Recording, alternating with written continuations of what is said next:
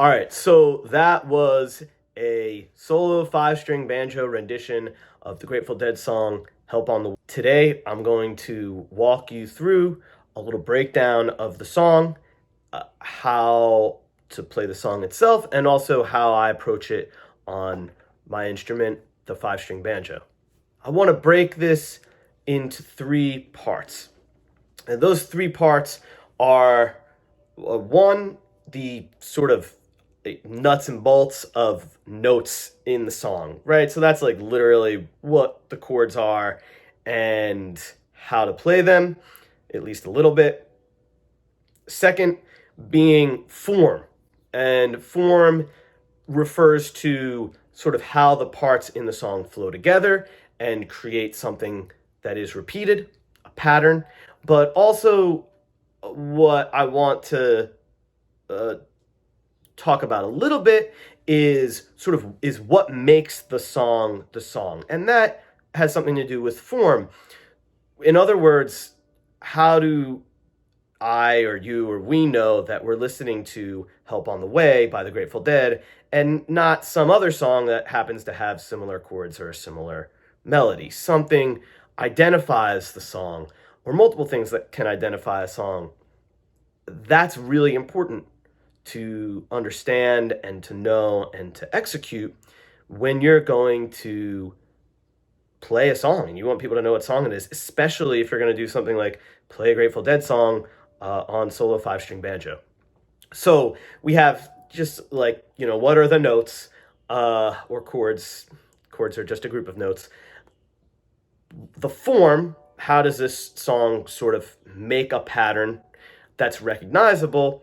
And then lastly, just kind of like random banjo stuff, improvisational little tips and techniques, and just options for how to take those things, the notes that make up the song and the form, and transform them into something that you can mold and play around with a little bit. And believe it or not, I think that's actually pretty accessible for somebody who kind of has a start at banjo already. If you're a real beginner at banjo, you might find a lot of this video to be challenging or inaccessible directly, like through your own playing. But I think that even for beginners, there's probably going to be stuff here that you can get out of this. If not stuff that you're going to be able to play right away, things that kind of give you a clue about where you're heading with banjo, or where you might want to be heading with banjo, or maybe where you don't want to head with banjo. That is fine too. It can be just as important or more important to know what not to do. So if you heard that what I played at the beginning and you said, I hate that, keep watching, because you're going to learn a lot of stuff to not do on banjo. If, on the other hand, you liked it or you're interested, also keep watching, because you'll hopefully learn some cool stuff that you can do or run with on your own. Yeah, great. Either way, like, share, and subscribe. So, yeah, here we go. Let's get started. So, Help on the Way by the Grateful Dead, I'm referencing the album because it's just clean and consistent and there for us. Please listen to a million live versions. One of the best things about the Grateful Dead is we have all these live recordings and we can really hear the evolution of how the original artists interpreted these songs. And it's just really inspiring and fun. But yeah, if you want to hear what I'm basing this off of, I use the album because it's, like I said, it's clear and consistent. The first, I played through the form 3 times, all right? So you can go back to the beginning and listen to that and kind of hear what I'm talking about here. But I played through the form 3 times and I did 3 different approaches. The first approach was to just deliver something straightforward. And this is all going to become useful kind of later, so I'm going to reference this. So the first time through the form, I played straightforward. This is Help on the Way, sort of way of playing through it. I'm really like displaying the song for you and saying, this is the song. This is what everything's kind of going to revolve around. The second time through, I embellished a lot more. I did more improvisation. That was real improvisation. I didn't like plan that out. And yeah, just sort of like opened it up a little bit and made it something I'm really doing live. And then the third time through, I did more of a stripped down, just go through the chords, play more straightforward rhythms, and yeah, it's really something that I might be more likely to play in a band setting or even with one other person to back them up and create space for others to play. But it also can be really pretty on its own, especially once you've established what the song is.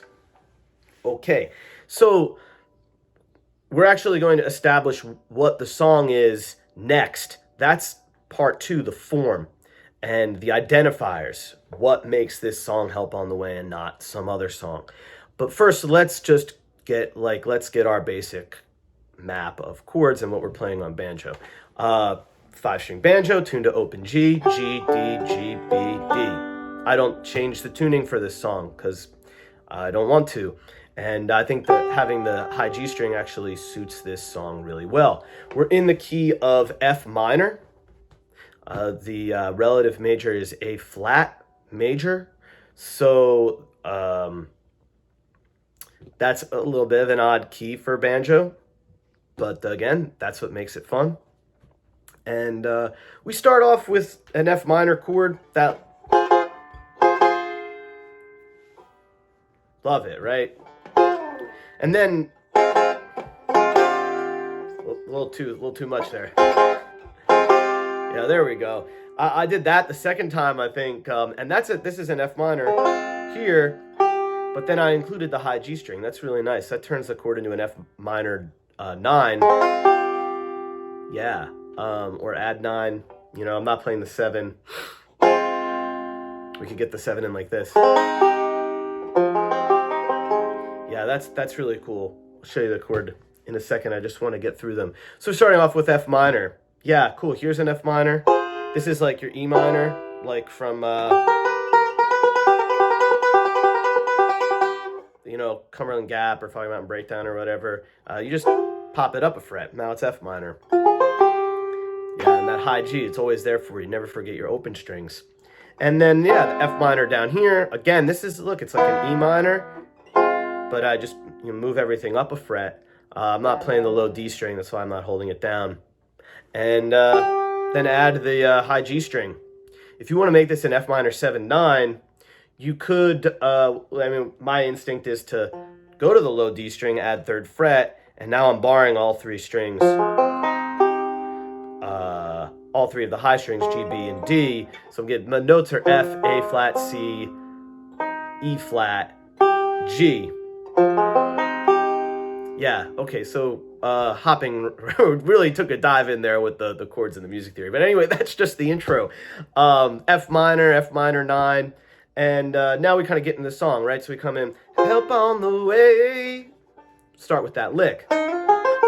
Sorry. Help on the way. All right, cool.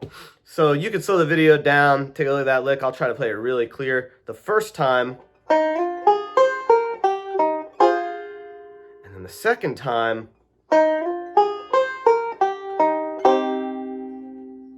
Subtly different, right? It's the same lick with a different ending. And the chord's different for each ending. The first chord is F minor. The second time we play the same lick, but the chord's C minor. So F minor, C minor. And then there's this. All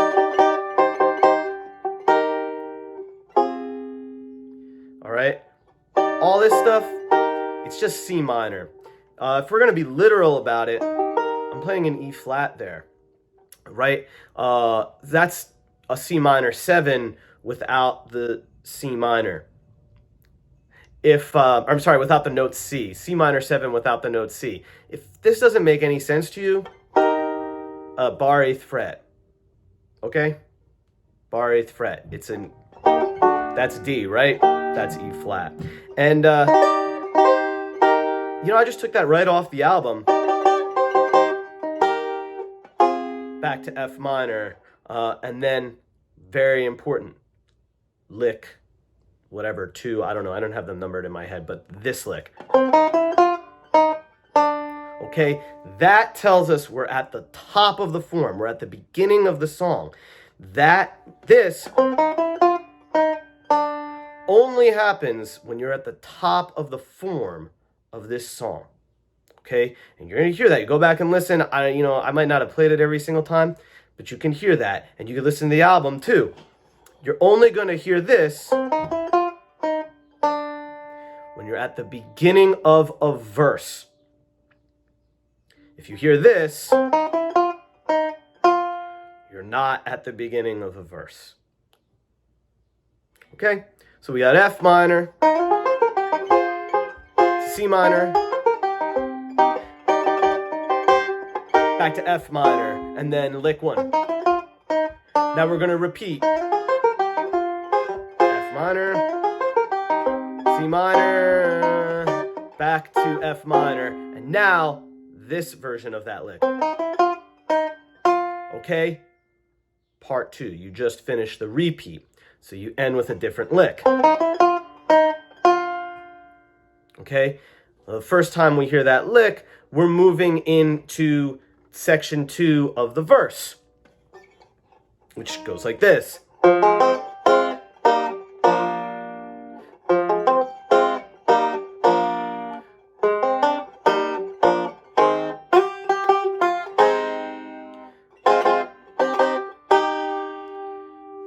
Okay, let's walk through that.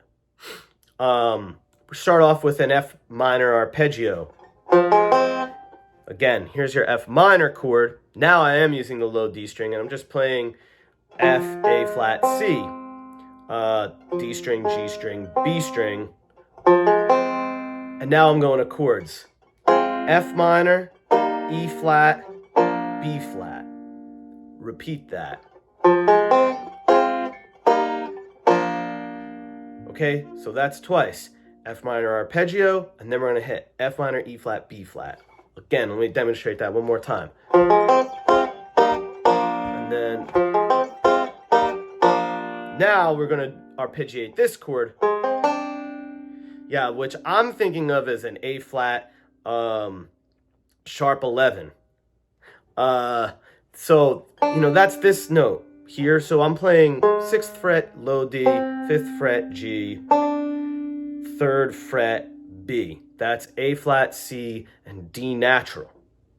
Okay? I think of that as an A flat sharp 11 chord. You can make up another name if you want. You don't even need a name. You play those 3 notes, it's going to sound like Help on the Way. It's really just kind of this passing thing anyway. But yeah, A flat major sharp 11. That's what I'm calling it. That D natural, that's the sharp 11. Typically, D is flat in the key of A flat or F minor. But now it's raised to a D natural. Okay? That's how you play it. And now this time, the chords are going to be E flat, B flat, A flat. And then this lick. That's honey, honey, it's true. And I like to play that part of the melody, the vocal, just get it into my rendition, because I just think it helps kind of locate where we are in the song. Yeah, we'll get to that next with the what makes this song sort of thing. Yeah, all right, great. Let's go through that section one more time. So we got our F minor arpeggio, F minor, E flat, B flat, repeat. Now the A flat sharp 11, and now it's E flat, B flat, A flat, honey, it's true. Back to an A flat, which maybe is an F minor 7 in this context, and then we have the. Yeah, and honestly, I kind of forget what happens in that part of the song, if it's an F minor chord they hit or a C minor chord they hit. Experiment and get back to me with which one sounds better. I think I did both in there. Yeah, but when you get through the honey, it's true, I'm just hitting single notes there. Honey, it's true. And then maybe do a little A flat to C minor. Maybe that F minor 7 from the beginning of the song. Sorry, F minor 9 from the beginning of the song. Yeah? Great. And then we come back to the part of the verse that we left behind earlier. So we're going to have the same chords. We're going to have that lick again. minor, C minor, back to F minor, and then this version of that ending lick. Okay, the second time you hear that, it tells us we're at the end of a verse. Okay, now we're talking about form. Okay, so we hear this thing 3 times per verse, per repetition through the form. The first time, when you're at the top of a verse, it goes down. The second time, when we're going to switch to this part, it goes up. And the third time, after we get through, honey, it's true, it goes up again and tells us we're ending a verse. This can be really tricky. If you're not aware of that when you're playing, if you're not playing that lick at all, or if you mix up the endings of it, whether you're going to go down or up, hey, that could be really cool. That could be your way of doing it. But you're changing or leaving out or using interchangeably musical phrases that, whether they're meant to do it or not, are delineating where you are in the verse. All right, so like I said, now we're talking about form. What constitutes once through for this song, and how do we know that? How do we know where we are? We got the chords. There's not a lot of chords here. It's basically all F minor and C minor.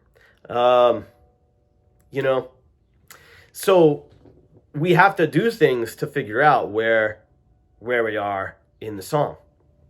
Yeah, that lick is actually pretty important. So when we're at the top of a verse, we go down. First time. Then we go through the chords again, and we do this. Now we go through the second part.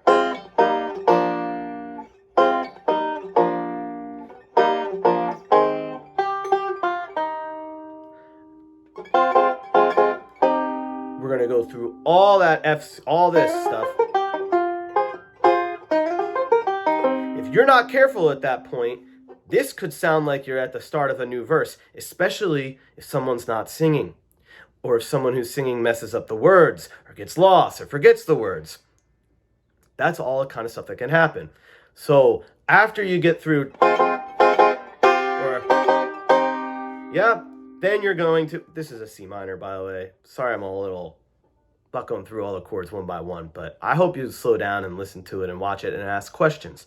So you gotta remember, I'm not done yet.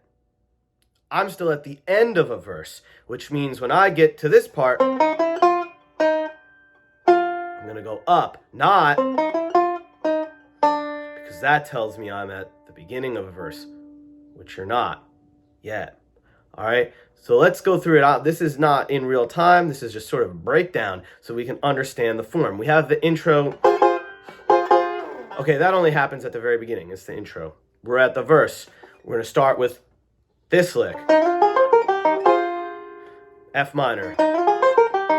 C minor. C minor, F minor, and then downward ending lick. Again, F minor, and then C minor, and then back to F minor, upward ending lick. Part 2. A flat, major, sharp 11. Honey, it's true. Da, da, da, da.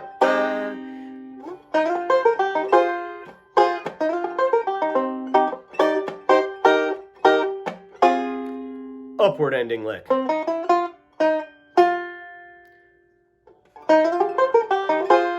And that's the beginning of the next verse. Oh, sorry. Got ahead of myself. Now we're going to go down. Okay, so that's really important. Form. Where am I in the song? when am I at the beginning, when am I at the end. If someone's singing the lyrics well, yeah, you probably follow it pretty easily, especially if you know the lyrics. If you don't, you could be in trouble. You need other cues. Okay, and that also kind of brings me around to the question of what makes this song this song. Why is this Help on the Way and not some other song, especially if the lyrics are gone? Yeah, as an instrumentalist, those two licks have a lot to do with that. So playing them clearly is going to help identify the song. And that's why when I play through it 3 times, I start with playing the identifying stuff really clearly.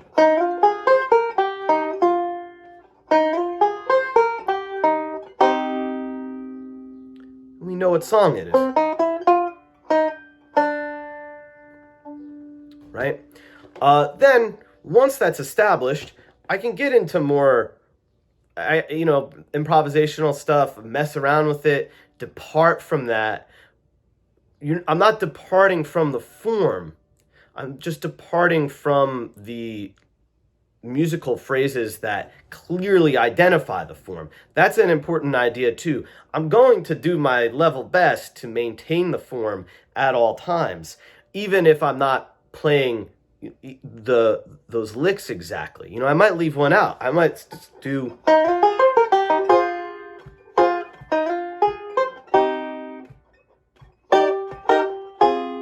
I'm not gonna leave this one out.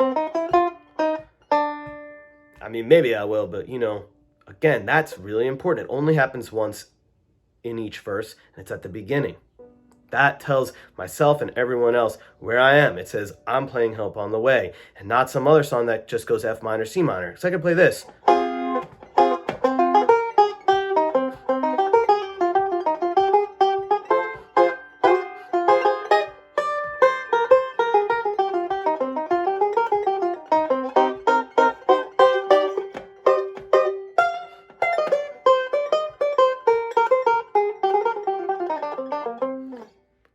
It's cool, but I don't know if it's Help on the Way. I got to throw some other stuff in there. That is, maybe I'll do this. There's my C minor.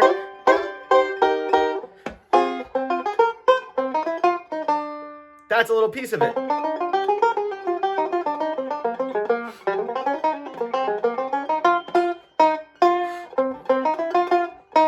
Right, and then I do a little. That's the second part. I can leave the second one out because it's a repeat. There's Help on the Way. How many times do you play this chord on banjo? Actually, often. Because if we move it down 2 frets, we get that chord. Well, and then I changed a note there too. So if you play bluegrass banjo, read the Earl Scruggs book, you find yourself in this position from time to time. Sorry. That's your D7 chord, yeah.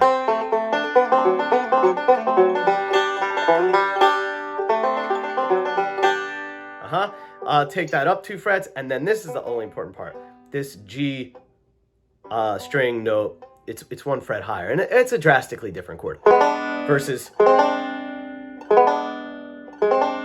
they're kind of cool back to back. You could maybe sneak that in somehow. See what I'm doing there? I'm just moving that G string note up and down a fret. It does make a different chord, but look, I'm just trying to connect it to stuff that you might already be familiar with if you're an intermediate to advanced 5-string 3-finger banjo player. I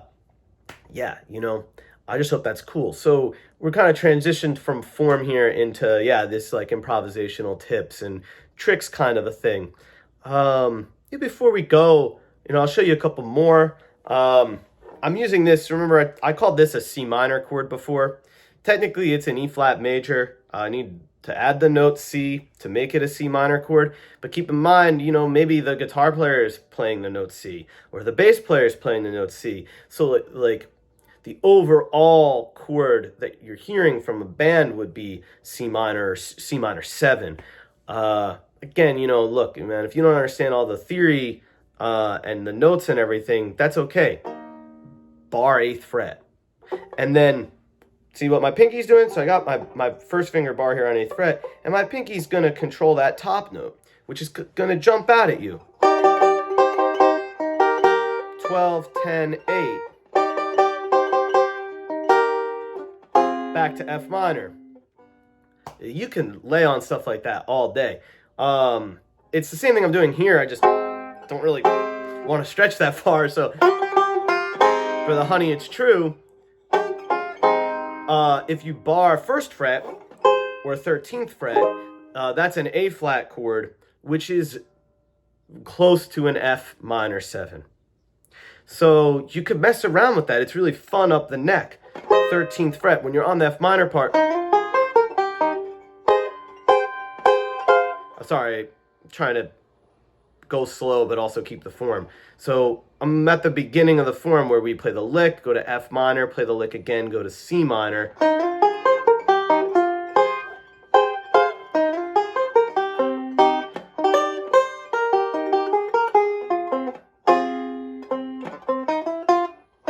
Again.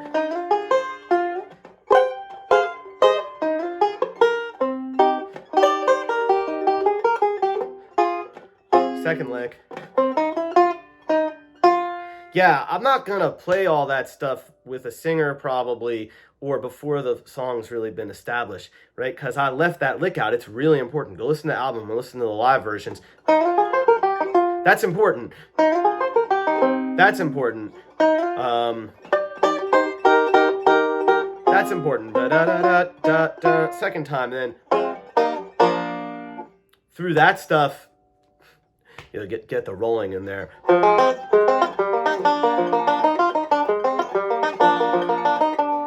Sorry, I missed that chord. Let's do it.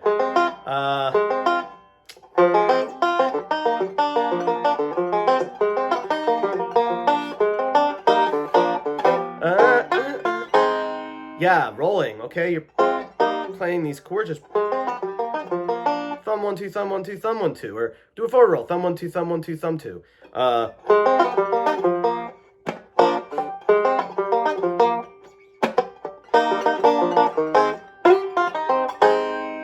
Mess around with the rhythms. It's always just a great way to come up with cool stuff, is mess around with rhythms, leave space. I haven't been leaving a lot of space, but if you go listen to the 3rd time through, that was a ton of space. You can improvise with that space too. If you have someone backing you up, or even if you don't and you're really confident in your space, with silence, if you're very comfortable with silence or very little sound, there's a lot to do there.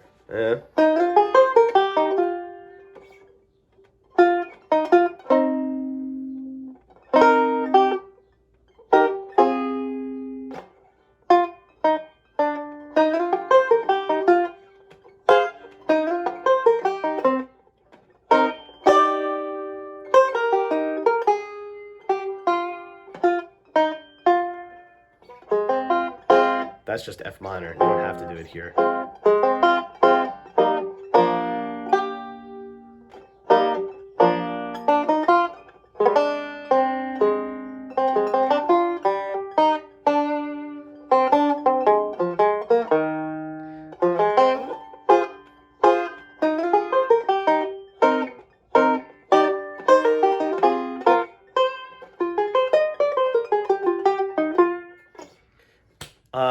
Yeah, I mean, I can't show you everything in one video, but I just hope that's some cool stuff. I hope you slow it down and, go back and watch it and look up the chords and whatever you need to do.